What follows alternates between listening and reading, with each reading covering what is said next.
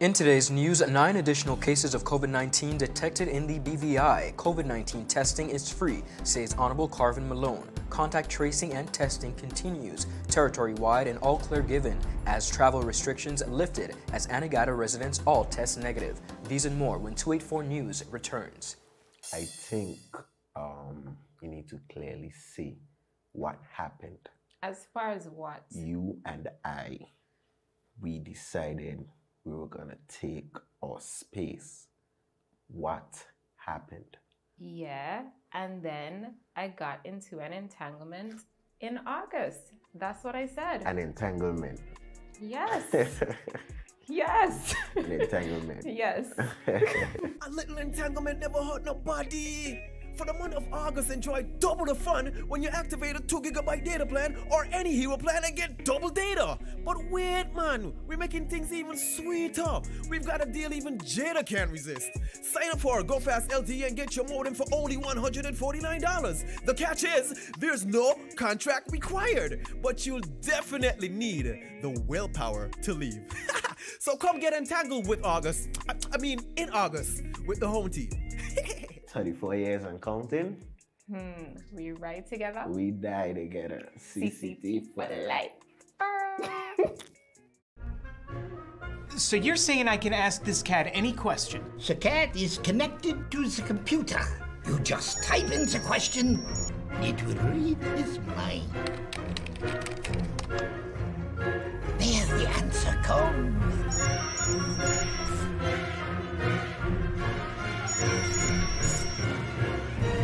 You're the man! I've been looking for this for weeks. Welcome everybody. It's Friday, August 28, 2020. We're coming to you directly out of the beautiful British Virgin Islands in our Nature's Little Secrets. Now, we have lots to get into, ladies and gentlemen. On the local scene, in the Government Information Services COVID-19 press briefing held this morning, August 28, 2020, Minister of Health and Social Development, the Honorable Carvin Malone, informed residents of the British Virgin Islands that a total of 529 tests were conducted between the period of August 25th to 27th, 2020. Now, these include persons from primary and secondary contacts of recently tested positive cases, as well as residents of Anegada, returning nationals, and other categories of persons routinely tested for COVID-19. Out of the 529 tests, 520 returned negative, 9 returned positive. With these additional findings, the total number of positive cases are 35 in the BVI, with 8 recoveries, 1 death, and 26 active cases. Now, presently, 2 of the active cases are hospitalized and thankfully are not showing severe symptoms, with the other patients remaining in self-isolation and quarantine. Now, if you missed this briefing, take a look. Today, Friday, August 28. In our commitment to keep you fully informed, I am reporting that a total of 529 persons were tested from 25th through the 27th of August. These persons were mainly comprised of primary and secondary contacts of recently identified cases 12 through 26. Swabs and testings included residents of Anegada, returning nationals, and belongers in other categories of persons routinely tested for COVID-19. I am further reporting that 520 of these results were returned as negative, while 9 were returned as positive for the virus that causes COVID-19. With these additional findings, the total number of positive cases recorded in the territory is now 35, with 8 recoveries, 1 death, and 26 cases remaining active. 2 persons are currently hospitalized, and I am pleased to report that none of the patients are experiencing severe symptoms of the COVID-19 disease at this time. On my way over, it was again reported that the laboratory, as they have been for the past weeks, are conducting extensive tests. We will get these reports later today, and any numbers that will need to be updated, I would continue to come and update you as we receive the reports. That was the Honorable Minister for Health, the Honorable Carvin Malone. Now, Minister Malone further stated that a total of 2,853 persons have been tested to date, with 658 being tested over a 4-day period. Now, extensive testing and contact tracing continues across the territory of the Virgin Islands. Given these circumstances, the BVI is now classified as having a cluster of cases in accordance with the World Health Organization transmission classification guidelines. We remain at phase 3 of our National Action Plan against the COVID-19 pandemic, which our present administration has dubbed the Stamp It Out phase. Now, the main objectives is to rapidly contain spread and prevention of transmission with the community, especially to vulnerable groups. If it was announced that all persons who were tested on Anegada have tested negative and the all clear has been given and travel restrictions have been listed. This comes at good news for the residents of Anegada. Take a listen. As our contact tracing efforts continue to bear fruit, the 9 newly identified cases were linked to known clusters on the eastern end of Tortola and in Rotel. Persons testing positive for COVID-19 have been placed in isolation and their households and other close contacts placed in quarantine as case findings and testing activities expand.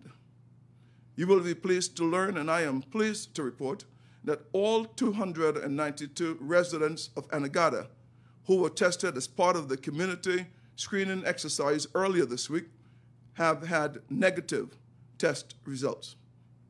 Specific travel restrictions to and from the island of Anegada expired at 5 a.m. this morning, Friday, August 28, as provided in the imposition of the 2020 Curfew Order number 8. On behalf of the government and the entire COVID-19 response team, I wish to thank the residents of Anegada for their cooperation during this unnerving period, and to encourage them to continue taking precautionary measures against the spread of COVID-19 in their close-knit community. Now, additionally, testing took place today on Virgin Gorda from 10 a.m. to 2 p.m. at the Cathedral Center, the Catholic Community Center, that is, in Virgin Gorda. Minister Health, during his remarks, also made a special appeal to persons who were at a number of establishments to contact the medical hotline for testing. If you were at any of the establishments, you should consider seeking testing. Take a look. On another note, and in assistance to the contact tracing team and the well-being of all citizens, a special appeal is being made to persons who visited the following establishments over the period 15th to 22nd August to contact the medical hotline at 852-7650 to schedule an appointment for free testing. Ramones in Huntom's Gut, the Vault in Longbush, the Edge in Longbush, the Avenue in Mill Mall, and in fact all bars and nightclubs in the Fat Hogs Bay and Paraquita Bay areas. Again, the number to call is 852-7650.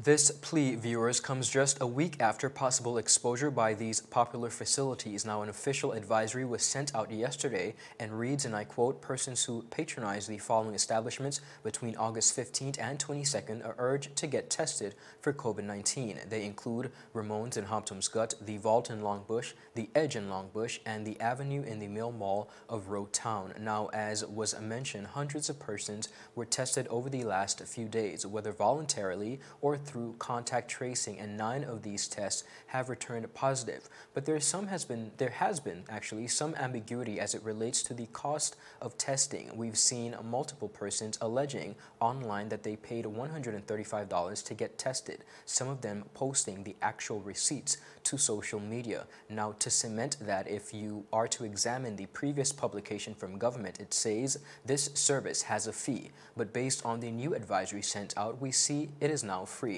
Now, on that note, 284 News took the time and opportunity to reach out to the Honorable Health Minister, the Honorable Carvin Malone, who made it super clear that testing is free and always has been for returning nationals and non-nationals and persons locally who volunteer to get tested due to exposure to the virus. Now, Honorable Malone further clarified that only persons mandated to pay are those, the only persons mandated to pay, that is, are persons leaving the territory and required by protocol to get tested before their respected flights.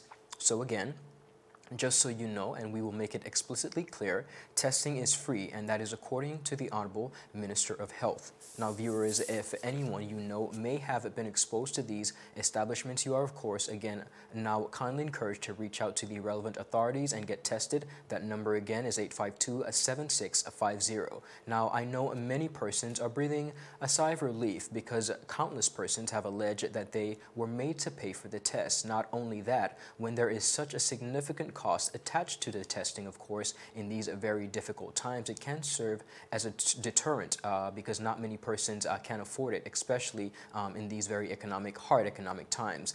Because this is a vital situation, we want to ensure that persons are not discouraged in any way from coming forward, especially since we're in the reality that community transmission is, of course, happening. Viewers, we have so much more in store for you today. The Honorable Minister Melvin Mitch Turnbull responds to calls for sister islands to each have a representative. We have all the details on this story when we return. You're watching 284 News. Brilliant Hands and Minds Tutoring Services, one-on-one tutorials in math and English, intense homework assistance, academic enrichment, school projects, effective communication and public speaking development, sign language for adults and children on Saturdays only. Registered with the Virgin Islands High School Certificate Program, Brilliant Hands and Minds can help you too. Offering intense curriculum-based training to help you or your loved ones get their high school diploma. It's time to make your family's education a #1 priority. Hurry, space is limited. Brilliant Hands and Minds Learning Center. We are the trained education professionals.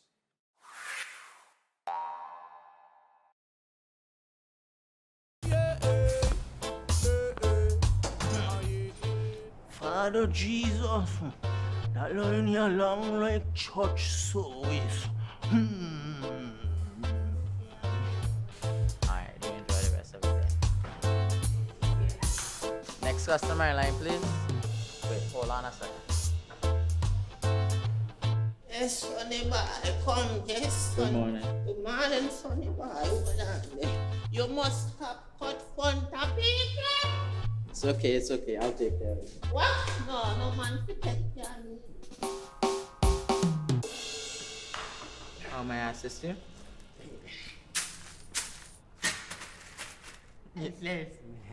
You want top of power? You want top of power?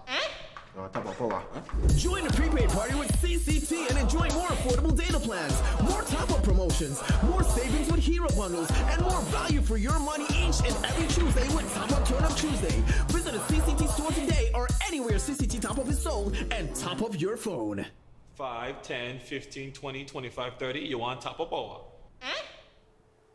Viewers, welcome back. You're watching 284 News out of the beautiful British Virgin Islands. Continuing on the local scene here in the BVI, during a recently held opposition press conference, Honorable Melvin Mitch Turnbull, the 2nd District Representative, took the time to address the calls for sister islands to have their own representatives. Now, his comments were in direct response to his colleagues' comments during a recent sitting of the House of Assembly of the Virgin Islands during the Constitutional Review debate. 4th District Representative, the Honorable Mark Vanterpool, spoke to the cause by suggesting that Virgin Gorda, Anegada, and Just Van Dyke should each be given a political representative. This is exclusive to each of those islands. He said, and I quote, "I'm in support that we have to prepare and plan for better representation in the sister islands, so I am supportive of a legislator that represents at least 15 members that has representation in Anegada and Just Van Dyke. So maybe the time is coming when we should have a representative for Anegada and one in Just Van Dyke,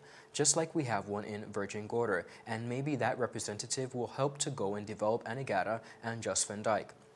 Vanterpool believes that there is no admissible argument against giving these sister islands the needed personal representation at this particular juncture. He continued by saying, Anegada is an island that has great potential. Jos Van Dyke is an island that is showing its growth. Don't say because there are small islands and have a small population that can't be represented by themselves. They can represent themselves. Don't come and tell me about the cost and all kinds of things right now. The representation, he said, is important. Somebody in Anegada needs to be looking out for Anegada and not wait until the member from Virgin Gorda runs over to Anegada every week or every now and again. He needs to be there to represent Anegada, and somebody on Jos Van Dyke needs to be over on Jos Van Dyke representing Jos Van Dyke, Vanterpool argued. Now, former Sister Islands coordinator, now a Labor Minister and District 9 representative, the Honorable Vincent Wheatley spoke to the matter quite often as the Sister Islands coordinator. He has been lobbying for Sister Islands to have their own representative before taking office. As then Sister Islands coordinator, he said, and I quote, "Forming your own government for the Sister Islands is an extreme solution.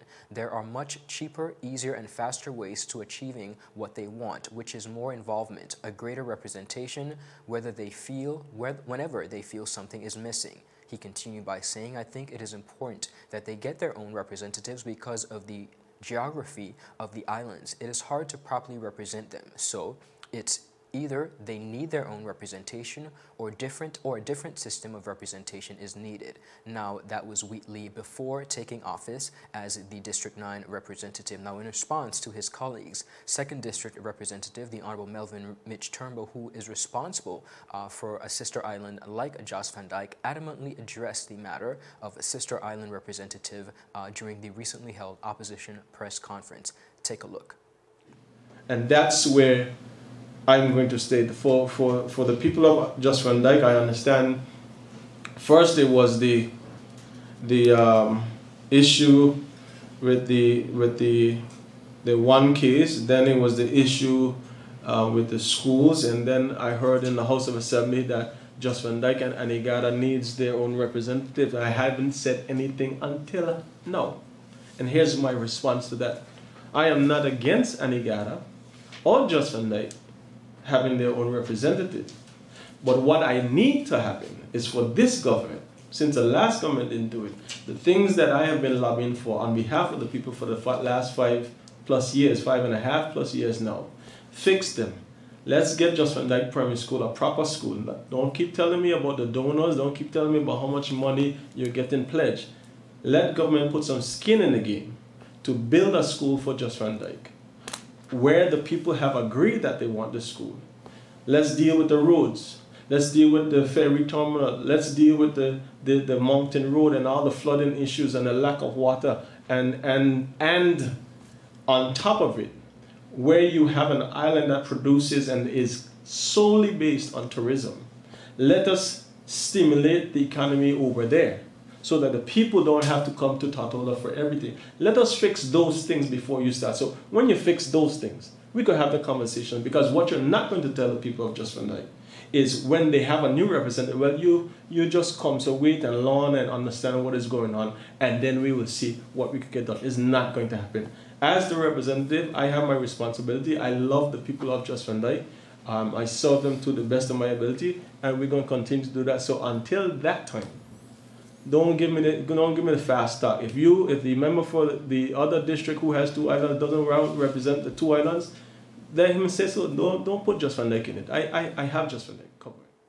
Viewers, that was the Honorable Melvin Mitch Turnbull, 2nd District Representative. Now, continuing on the local scene, coming out of the Government Information Services, the British Virgin Islands is among 12 countries and territories to receive the United States Coast Guard's USCG Quality Shipping in the 21st Century certification. Director of the Virgin Islands Shipping Registry, Mr. John Samuel, said this certification indicates that vessels registered in the Virgin Islands flagged operating in the U.S. waters have consistently met the stringent quality and safety standards that are required under international maritime laws. Now, this verification results from the USCG Port State Control Regimen, under which the foreign vessels in the U.S. waters are boarded to verify compliance. Mr. Samuel said, and I quote, "Having such a certification enhances the credibility of our maritime administration, and the BVI flag improves the experience of BVI flagged vessels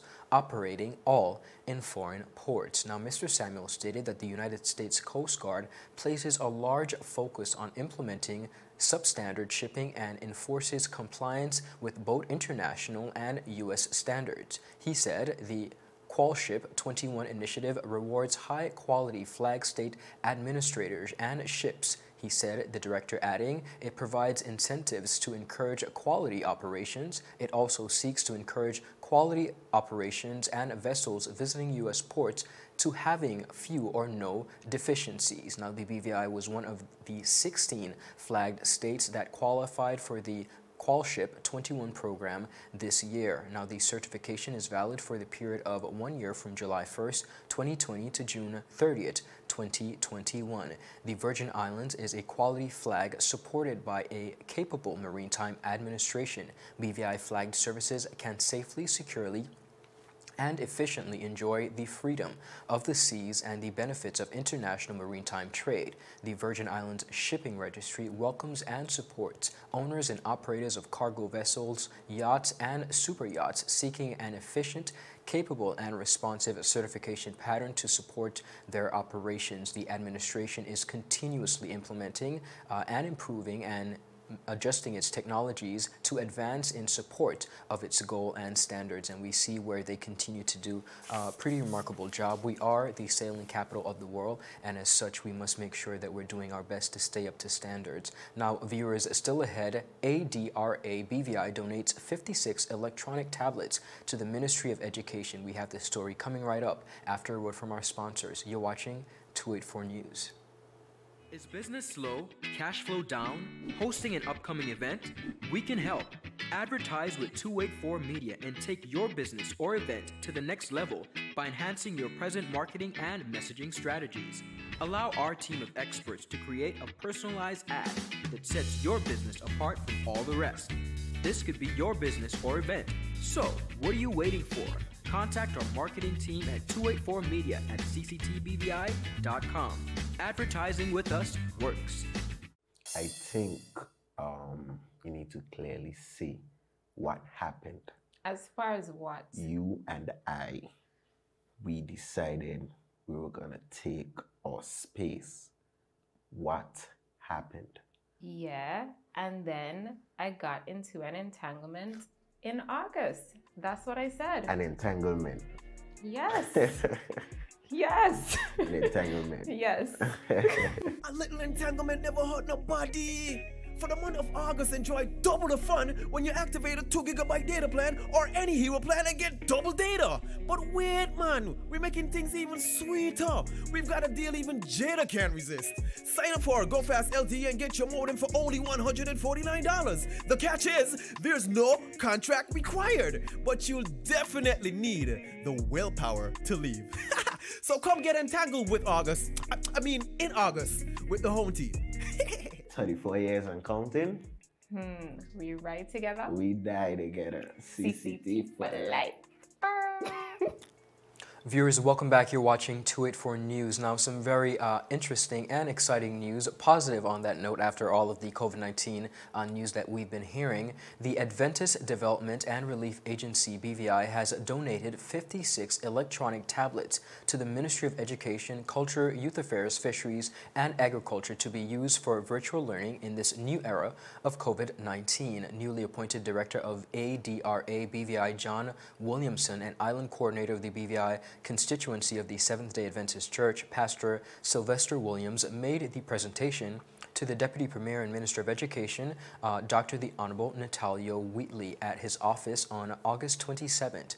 Now present were Permanent Secretary in the Ministry, Mrs. Carolyn Stout-Igwe, and members of the ADRA Executive. Pastor Williams said, and I quote, "Our desire is to initiate human relief and disaster relief. When it comes to ADRA, we fulfill our duties without race, color, or language. Our desire is to be a servant of God and a friend to man. Our desire is to future in the future is to ensure that we represent God here before the people. Now, Director of ADRA BVI, Mr. Williamson, said it is a great day for ADRA in the Virgin Islands, and he was grateful to make and be able to do the presentation to the government of the Virgin Islands. Now, he shared that as an agency responsible for development and relief, ADRA is delighted to help the community in whatever way it can. He said, and I quote, "It is our profound privilege for ADRA BVI to present the students of the territory of the Virgin Islands with 56 electronic tablets,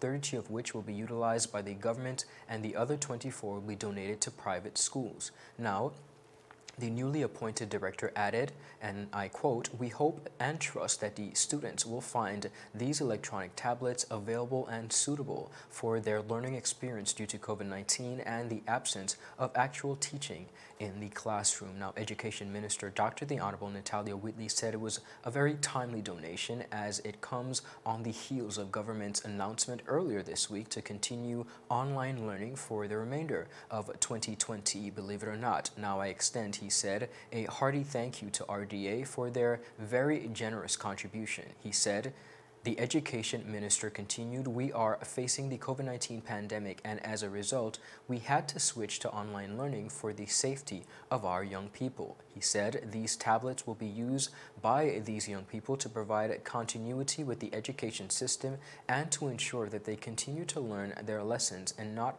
fall behind as they pursue their God-given purpose in life. Now, Honorable Wheatley added, and I quote, "I am so impressed with this donation by ADRA because we have an agency that recognizes that the churches have a responsibility to lend a helping hand and to ensure that beyond the church walls, they are doing God's work and are helping to develop the society in a very positive way." Now, the Deputy Premier further shared the government welcomes this because we need a partnership with persons in the community. And he said, "I encourage their institutions or other institutions at that matter within the community and individuals to continue that generosity, that generous spirit of giving and helping us with education and other areas of government." Now, ADRA is the global humanitarian arm of course, the Seventh-day Adventist Church, part of the 20 million strong Adventist community with hundreds of thousands of churches globally and the world's largest integrated healthcare and education network. Corporate partnership is something that we've spoken about on many times here in our newscast, but we also somehow neglect to incorporate that churches and the religious arm of our territory plays a very vital role. We've often proclaimed and preached a lot about being a Christian society, and this partnership is an example of such partnership that will aid in the development of our young people. Now, continuing on, viewers, on the international scene, it may have missed us here in the BVI as a tropical storm, but it is extremely powerful, and Hurricane Laura has ripped apart portions of Louisiana and the eastern Texas, roaring ashore initially as a Category 4 storm and then tearing up roofs while knocking out power of hundreds of thousands. Now, Laura, the state's strongest storm in over a century, made landfall at about 1 a.m. yesterday with sustained winds of 150 miles per hour. By 7 a.m. CT, the storm was raging over inland Louisiana at a Category 2, despite weakening with a winds of 100 miles per hour. Now, pictures and interviews reveal widespread wind destruction in places like Louisiana's Lake Charles City, with some 35 miles north of the coast. Now, across the city, roofs are damaged, trees are snapped, twisted, and broken. Steel poles, of course, if you can get the visual that we're trying to create. Now, according to the governor of Louisiana, the damage is extensive. It appears now we have more structural damage from the wind than the storm surge. Laura lifted with a hurricane from more than 160 years ago for the strongest storm to hit Louisiana. The 1,856-mile hurricane also had winds of 150 miles per hour when it made landfall. Now, apart from the destruction, a lot of things that we've been seeing is that this particular area, we would, of course, quite a while ago was hit by Katrina, and now we see where persons are reliving that experience during COVID-19. We've seen many interviews and many statements from persons who state their traumatic experience, and again, it missed us as a tropical storm here in the BVI, but really caused a lot of damage over there internationally in the U.S. Now, more destruction is ahead. The storm center is expected to keep the hurricane strength into the northwestern Louisiana and possibly into southern Arkansas. Viewers, a very devastating reality for the residents of Louisiana. We continue to keep them in our thoughts and prayers. Viewers, it's been a busy week, but we thank you so much for sticking with us, particularly our viewers across the region, and we want to continue to encourage our residents here in the Virgin Islands to please stick to the health and safety protocols. I'm Ron Grant. It's been an absolute pleasure. Happy Friday. Have a great weekend. Bye-bye.